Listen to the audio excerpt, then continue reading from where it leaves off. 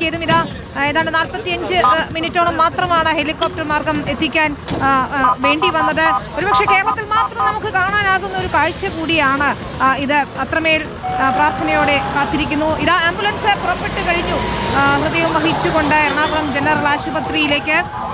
ഇതുവരെ തടസ്സങ്ങളൊന്നുമില്ല, പ്രതീക്ഷയോടെ കാത്തിരിക്കുകയാണ്. നേപ്പാൾ സ്വദേശി ദുർഗയ്ക്ക് ഹൃദയം മാറ്റിവെക്കാൻ പോകുന്നു. എറണാകുളം ജനറൽ ആശുപത്രിയിലേക്ക് ഇതാ ഹൃദയം വഹിച്ച് പോവുകയാണ്. കേരളം ഒന്നാകെ ഹൃദയപൂർവ്വം കാത്തിരിക്കുന്നതും പ്രാർത്ഥനയോടെ കാത്തിരിക്കുന്നതും ശുഭകരമായ വാർത്തയ്ക്ക് വേണ്ടിയാണ്. ശരൺ, എത്ര സമയമെടുക്കും ആംബുലൻസ് അവിടെ എത്താൻ?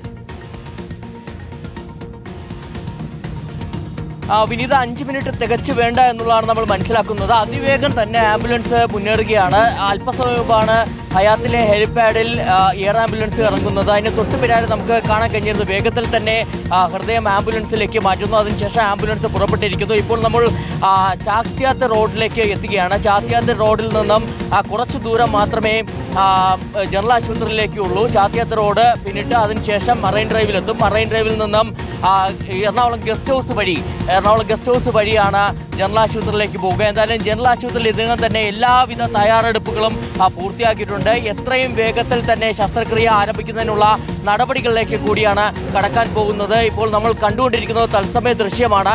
ഇതിൽ ഏറ്റവും പ്രധാനപ്പെട്ടതായി പറയേണ്ടത്, നേരത്തെ പല തവണയും ഇത്തരത്തിൽ ഹൃദയമാറ്റ ശസ്ത്രക്രിയ നടന്നിട്ടുള്ളതാണ്. എയർ ആംബുലൻസിൽ തന്നെ ഹൃദയം എത്തിച്ചേർന്നതൊക്കെ തന്നെ, അവയവങ്ങൾ എത്തിച്ചേർന്നതൊക്കെ തന്നെ നമ്മൾ കണ്ടിരുന്നതാണ്. എന്നാൽ ഇത്തവണ ചരിത്രം പിറക്കാൻ പോവുകയാണ്.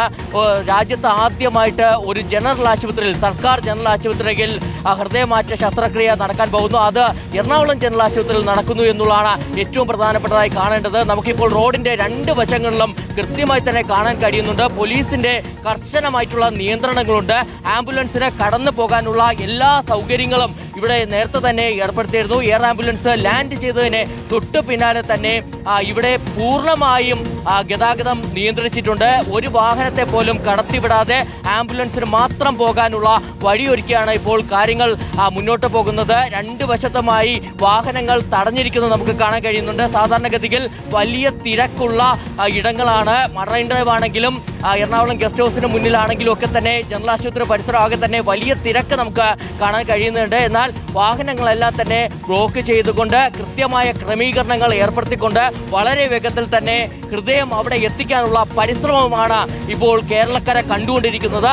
ആ വിധത്തിൽ തന്നെ പായുന്ന ആംബുലൻസ് ആണ് നമുക്ക് മുന്നിലുള്ളത്. എന്തായാലും ഇനി ദുർഗാഗാമിയിലേക്ക് ഹൃദയം എത്തിക്കുക എന്നുള്ളത് എത്രയും വേഗത്തിൽ തന്നെ ഹൃദയം തുന്നിച്ചേർക്കുക, അതിനുള്ള നടപടികളിലേക്ക് ഡോക്ടർമാർ കടക്കും എന്ന് നേരത്തെ തന്നെ തയ്യാറെടുപ്പുകൾ കൃത്യമായി തന്നെ വിലയിരുത്തുന്നതാണ് നമുക്ക് ഇവിടെ കാണാൻ കഴിയുന്നത്.